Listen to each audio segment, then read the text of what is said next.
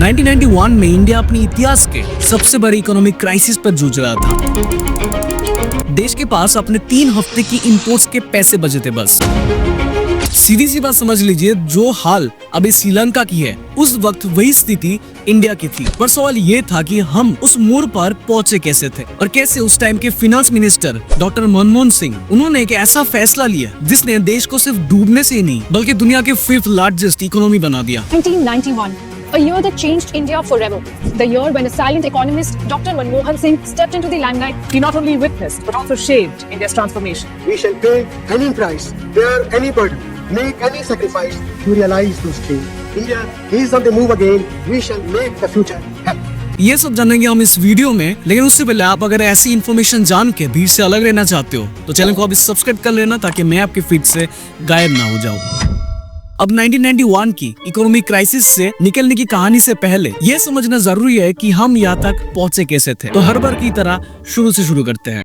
1947 में आजादी मिलने के बाद भारत पहली एक व्यापारी कंपनी का शासन का दर्द झेल चुका था, ईस्ट इंडिया कंपनी का, और इसी वजह से हमारे नेता बहुत ही सावधानी से कदम फैल रहे थे। उनका डर ये था कि कहीं फिर से बाहरी कंपनी इतना ताकतवर ना हो जाए कि देश पर फिर से प्रभाव जमाने लगे, और इस सोच के चलते फॉरेन इन्वेस्टमेंट को काफी हद तक रोक दिया गया था। और दूसरी तरफ सच ये था कि 200 सालों की शोषण ने देश की इकोनॉमी को कमजोर कर दिया था। लोगों के पास इतना पूंजी नहीं थी कि बड़े पैमानों पर इंडस्ट्रीज खड़ी कर सके, और इसी कारण इंडस्ट्रीज जैसे कि स्टील, टेलीकॉम, माइनिंग जैसी मुख्य सेक्टर में सरकारी कंपनीज को ही आगे आना पड़ा था। पब्लिक सेक्टर का प्रभाव हर जगह था। कुछ बड़े प्राइवेट इंडस्ट्रीज जरूर थे, लेकिन आमतौर पर इंडस्ट्रीज खोलना आसान नहीं था। पैसों की कमी एक वजह थी और लाइसेंसों की बहुत ही टफ प्रक्रिया दूसरा था। ब्यूरोक्रेसी, अप्रूवल्स और करप्शन ने सिस्टम को बहुत ही ज्यादा जटिल बना दिया था, और इस दौर को लाइसेंस राज कहा गया था, जहाँ पे लाइसेंस लेना ही सबसे बड़ा चुनौती था। सरकार का जोर था पब्लिक सेक्टर्स पर, प्राइवेट कंपनीज को ज्यादा बड़ा होने से रोकने की कोशिश करती थी, और इस पॉलिसी के चलते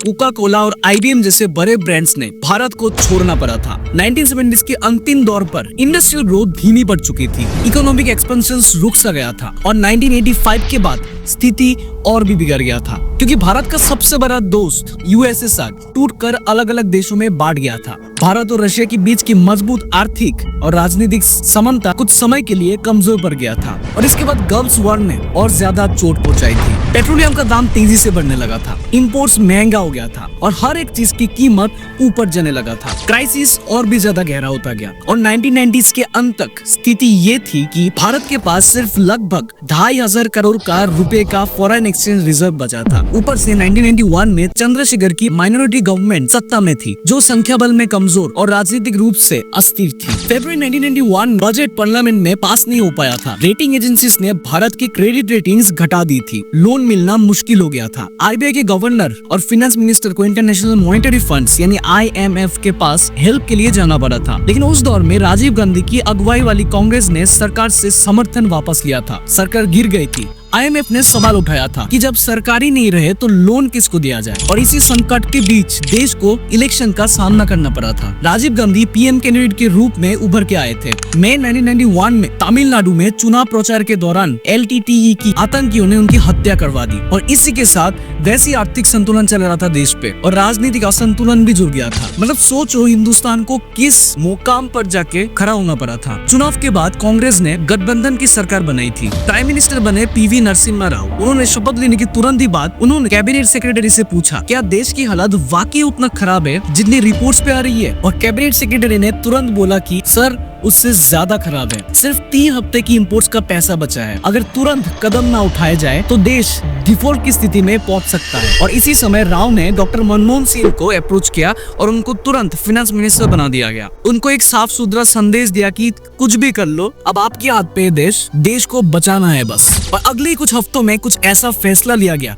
जो भारत की दिशा ही बदल दी थी। सबसे पहला कदम रुपये का डिवैल्यूएशन। डॉलर्स के मुताबिक लगभग 20% गिरावट हुआ था। सोचिए, आज अगर रुपए 1-2 पैसों से गिर जाए तो कितना चर्चा होता था, और उस समय 20% गिरा था तो कितना ज्यादा हल्ला हुआ होगा। लेकिन एक्सपोर्ट्स को कम्पिटिटिव बनाना जरूरी था। दूसरा कदम था 47 टन सोना विदेश भेजकर गिरवी रखना। फॉरेन बैंक से तुरंत लिक्विडिटी लेने के लिए ये कदम उठाया गया था। रातों रात फ्लाइट से सोने को ट्रांसफर किया गया था। फिर आया 1991 की हिस्टोरिक बजट। इंपोर्ट पॉलिसी बदली। पहले सिर्फ अप्रूव्ड लिस्ट की चीजें ही इंपोर्ट होती थी, अब नेगेटिव लिस्ट को लाया गया था। बस कुछ आइटम्स को छोड़कर सब कुछ इंपोर्ट किया जा सकता था। फॉरेन इन्वेस्टर्स को 51% का स्टेक लेने की अनुमति मिली थी। लाइसेंस राज को लगभग खत्म कर दिया गया था। 80% इंडस्ट्रीज को लाइसेंस से मुक्ति दी गई थी। बड़े कंपनीज के एक्सपेंशन अप्रूवल्स होता दिया गया। पब्लिक सेक्टर्स के लिए रिजर्व कई सेक्टर्स को प्राइवेट और फॉरेन प्लेयर्स के लिए खोला गया था। PSUs को ऑपरेशनल ऑटोनॉमी दी गई थी और इसका प्रभाव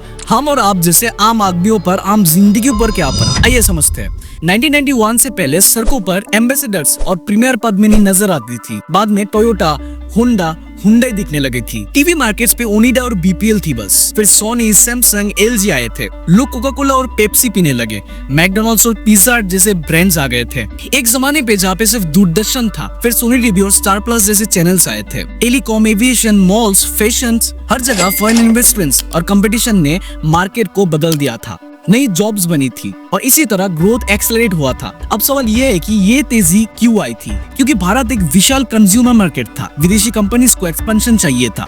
उनके लिए इंडिया एक नया मौका था और भारत को मिला फॉरेन एक्सचेंज, कैपिटल और टेक्नोलॉजी। और 1991 में शुरू हुई लिबरलाइजेशन और ग्लोबलाइजेशन की पॉलिसी को बाद की सरकारों ने जारी रखा था और आज भारत दुनिया का 5th लार्जेस्ट इकोनॉमी है। एक वक्त था जब हम लोग डिफॉल्ट स्टेज के किनारे पे थे और आज हम ग्लोबल इकोनॉमिक रैंकिंग पे टॉप 5 में आते हैं। 1991 की बजट स्पीच के अंत में डॉक्टर मनमोहन सिंह ने कहा था, no power can stop an idea whose power has come. वक्त आ चुका था बदलाव का और भारत ने उस बदलाव को अपना लिया था। तो क्या आपको पता था इसके बारे में? कमेंट में जरूर बताना। और ऐसे ही कुछ डॉक्यूमेंट्रीज के वीडियोस मैंने इस वाला प्लेलिस्ट पे ऐड कर दिया है, एक बार चेक जरूर कर लेना सब्सक्राइब करने के बाद। मैं मिलता हूं आपका अगली वीडियो में, तब तक टेक केयर।